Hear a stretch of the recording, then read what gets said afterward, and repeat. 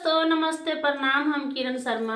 हम मंजू शर्मा अपना चैनल पर स्वागत करे छी। नमस्ते प्रणाम सब दीदी भाजी के प्रणाम, सब दाई माय चाची भैया सुमी सब गोटन के प्रणाम करे छी। और देखी छे लाई चूड़ा खेल के एते देर है आवाज कम भ गेल हिनका। धीरे धीरे बोझ छी कि पता नहीं आजकल खाने नहीं खाई छथिन। बहुत प्यारा सा बेटी विवाह गीत गावे जा रहल छी, बहुत दर्दनायक। अहाँ सब जरूर सुनबे, जरूर कमेंट करबे गीत केहन लागल बिसरब नहीं, एहना कमेंट करैत रहब। बहुत बहुत सुंदर गीत है और अहाँ सब एना हमेशा सपोर्ट देत रहब, प्यार करते रहब। अहाँ सब बहुत खुश लगे हमरा सबके कि अहाँ सब जब प्यार आशीर्वाद दै छी त एना सब दिन देते रहब, आशा करै छी।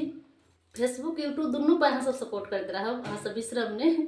हाँ, जते कोई छी यूट्यूब फैमिली सब कोई फेसबुक पर सपोर्ट करू, जते फेसबुक फैमिली छी सब कोई यूट्यूब पर सपोर्ट करू।